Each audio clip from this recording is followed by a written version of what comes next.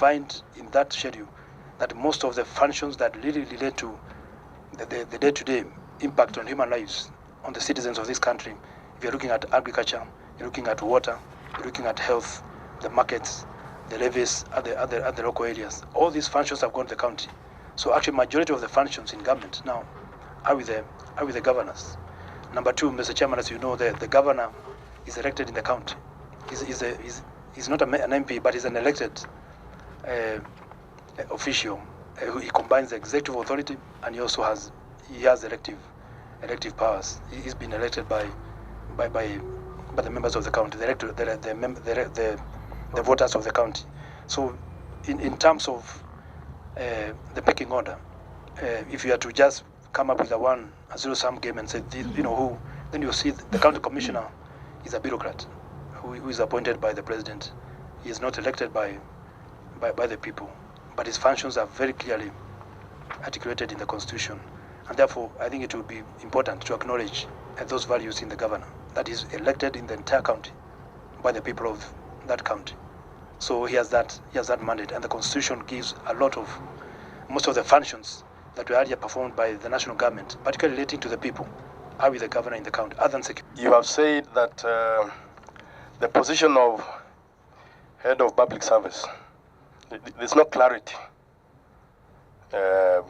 So is it subject to the president himself to assign you those duties or anybody else? So I just want that clarification. The question of the office of the president is a simple issue, Mr. Chairman. It's a simple one. We have a law on the coordination of national government functions. So, and we have a minister. A minister has just been nominated who will actually be doing that function within the counties. But there is a coordination of the PSs, the principal secretaries, or the current permanent secretaries, or where you require PSs to come together and work out on a task. And as I said, we'll leave that to the president, because the Constitution gives him authority. He can decide to give that function to a new person. He can decide to combine it with the Secretary of the Cabinet. He can decide to integrate it into ministers' departments, and he himself, because it's a presidential system, he can decide himself to do the coordination, or he can ask his deputy to coordinate. I think it's a liberal area. It's an area that the president himself will have to decide how to manage that function. But as you know, under the Secretary of the Cabinet, then of course there's the issue of follow-up, which is a constitutional requirement. You must follow up decisions with the principal secretaries and the cabinet secretaries. Too many documents, too many policy documents, too many laws, too many this and that, too many ideas. But the implementation has not been very, very effective in this country. And those of us who have been, the member who talked was members of the cabinet, Honorable Damas and Honorable Babu. That was an issue that we are grappling with, even in cabinet. How do we ensure that we track down so many policy documents in the shelves, there's so many ideas that are floated, to ensure that they become tangibles.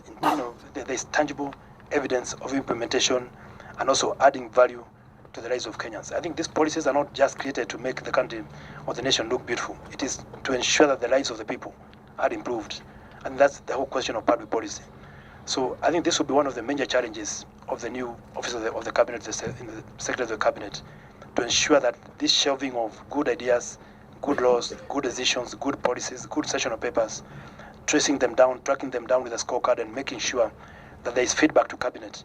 I think that will be very, very important for the office of the Secretary of the Cabinet.